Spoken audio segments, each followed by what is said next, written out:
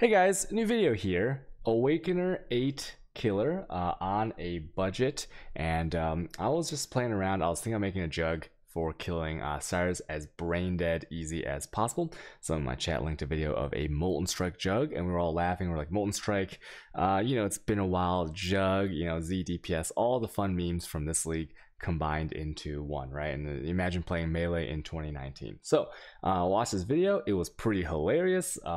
They were just like tanking all the hits, and I thought, that's how I want to play. I want to play a build that allows you to make a lot of mistakes in the fight. On the left side of the screen here, you're going to see a couple runs. I don't know if there's deaths in these runs. These were early on. Today I did my first set of carries. We did about 45 Awakener carries. I'd say about 80% of them were Awakener level 8. We dropped some Awakeners orbs, we dropped some Awakened support gems. It was pretty fun. Didn't fail a single one of these. And then some of the people had to come in at the end for like the challenge, and that was kind of scuffed because when he does the meteor phase, it draws the people in, so that was pretty funny.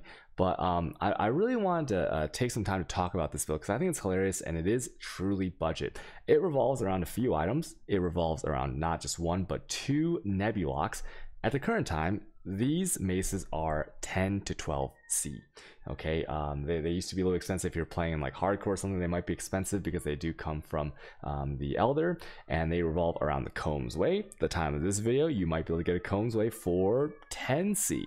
Pretty budget there. And then the booties that we're going to mention are the Combs Roots. Combs Roots are good because it gives you life, and you actually cannot be frozen by the Awakener. And then you have these, the Death's Door, and the Death's Door are good because they give you an endurance charge, so a little bit of damage, a little bit of defense, and then they make you immune to bleed, all kinds of bleed, not just the regular bleed, but the corrupting blood that you might see in the Shaper fight. So really safe choice there if you don't want to hit a flask or get a corrupting blood jewel. I've gone with the Death's Door, but Combs is also a really nice choice because if you get hit by the triple beam, you sometimes will get frozen, although there's not a lot of follow-up damage in this fight. Now, there's a lot of videos out there going over all the mechanics of Cyrus. I'm not going to do that because you can watch like 10 other videos. I'm going to go over like how hilarious this build is, and you can just kind of see it in the video. This is really all you need. I tested out before I had this gear. Like the Spore Guard is like a flavor choice, a Stygian Vice, rare gloves. And I'm using Exophia's Blood, which is only 2 exalts at the time of this video, but you can very well get by with a life / resist / maybe like fire damage or something, amulet, maybe something that anything that you can get. And I'm telling you, I tested it without this gear. This Molten Strike helmet was 20 C. If you go look at the Molten Strike enchanted helmets, like there's probably 10 of them for 20 C, right? So, but this is the core setup right here. And what this allows you to do is you can face tank everything. So the single beam, you can face tank, you'll never die to that. The triple beam from the any of the first few phases, you'll never die to that. So single beams are safe, triple beams from the first phase are safe. And also the when he does that weird thing where he puts the degen ground on, now that is a little bit iffy, and surprisingly the hardest part for this fight. It'll tick you down if you're like not paying attention, but if you already just like leap out of it, it's very mobile. It has a Molten Shell setup, and a Molten Shell with this, the current thing I have, I'll have the POB down below. With this setup, it absorbs 10,000 damage. With the Whale Molten Shell setup, that is 30,000, and you almost never use that unless you get the crater stuck on the stairs, or for whatever reason you're just kind of lazy at the end and you just want to cull him without having to dodge any triple deans where he shouts out like die die die, right? So what else can this take? It can take the Cord of Stars. It can, it can tank the meteor. The Molten Shell alone can tank the entire meteor phase, no matter if it's 1 ring, 2 ring, or 3 ring. And let's go over the why did this like Nebulock? Why do these Nebulocks like do so much? Well, I'm gonna move this over because I know the video is on the right side. So first, you're going to take these 2 notes in Jug, so it's a lot of accuracy. As long as you're above like 90% accuracy on most builds, you're fine. And this one, I think I'm at 97, 92. And then, so this is accuracy and a little bit extra damage. Jug doesn't really get that much damage, feels bad, but it is enough and it is reliable. The next one, we're taking Unbreakable. Now, this is 5% overall reduced damage, taking pretty good regen, 2% of life, because you are going to take a little bit of fire damage from the Nebulocks, but this is way more than enough regen. regen combined with all the other stuff. So you can get a little bit regen and a little bit of reduced damage taken there, and then also the physical damage prevented from hits, you get a little bit of regen there as well. Going over here, now this is a big one because when you get hit, 30% doesn't seem like much, but you'll almost always be at max frenzy charges on this build. Okay, and then also there's a chance that when you gain endurance charges, you're going to gain the max amount. So right away shooting to 10. Currently I have 10. If you don't use the Death's Door, you're probably going to have 9. You can get a corrupted Combs Roots for +1 if you want.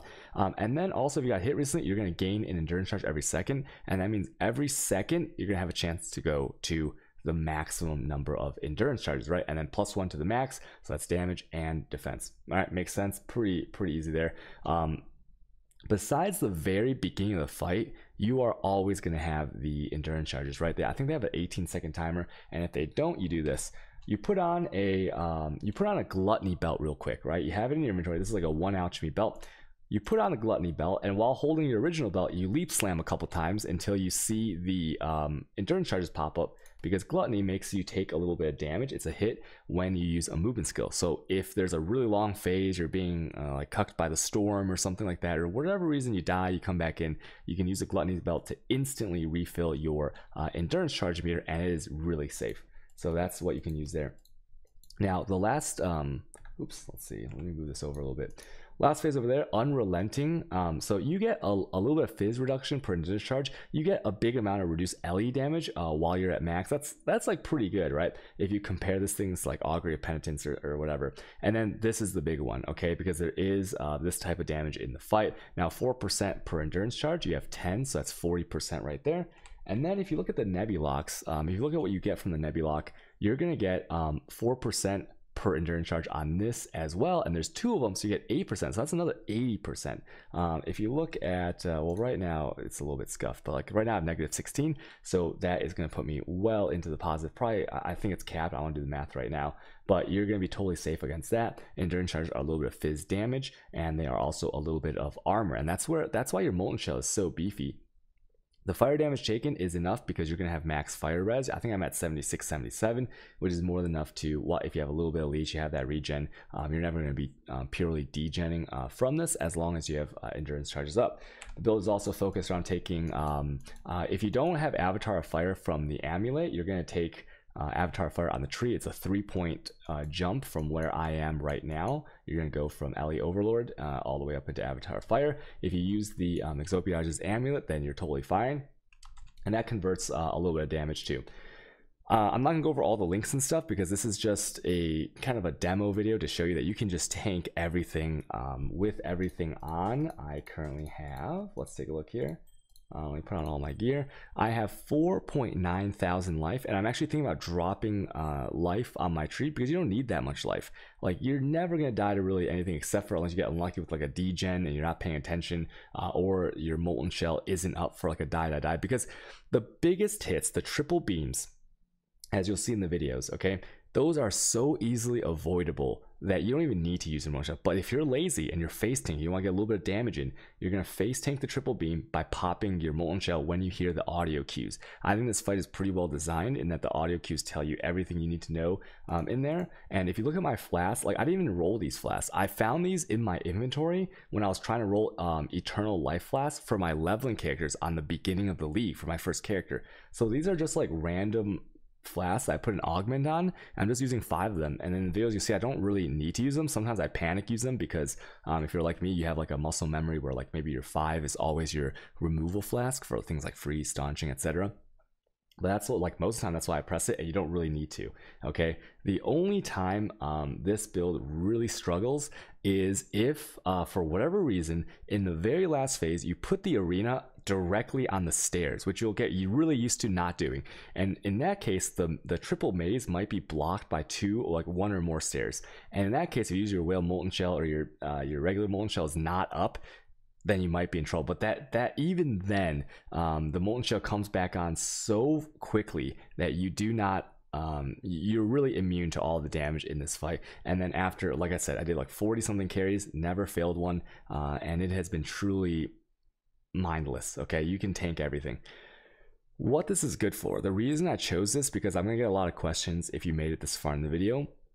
Why not do a miner? Why not do pyroclast miner? Why not do skeletons? Why not do summoner? Something that's like maybe a little bit faster. You know, you can save quite a few minutes. This is taking me 6.5 minutes to kill the guy.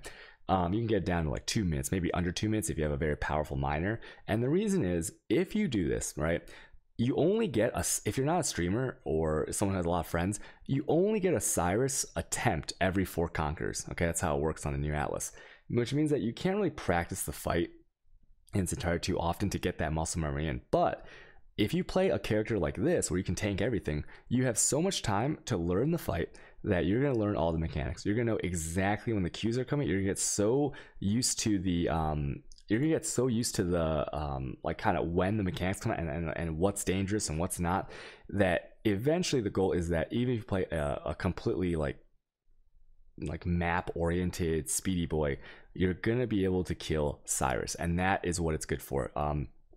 You get ample time with the mechanics, and you're gonna learn a lot faster, right? And then you'll be able to do it on it. That's why Shaper, Elder, and to an extent even Uber Elder nowadays, you know, why do those fights feel so easy to us? It's because we've been overexposed to them. We've done them so many times that it's a complete joke, right? Like you can go in there with no gear and pretty much do, I mean, maybe Uber Elder's a gear check because there's like little ads, you got killed in null portals before they overwhelm you and stuff, and there's like a lot of you know, movement and slows and stuff. But in this fight, it's very mechanical, and it's gonna, if you play a build like this and you're kind of like bad at bossing like I am, you're gonna be able to do it on any future character in the league with enough practice. And so I hope you enjoyed the video. Once again, the POB is below. I didn't want to go over all the links and all the setups because besides the items that I showcased here, you do not need anything else. Okay, I've tested it, and yeah, I hope you enjoyed the build. If you have any questions, I'll be doing more carries over on my Twitch stream, and I hope to see you guys there. Okay, bye guys.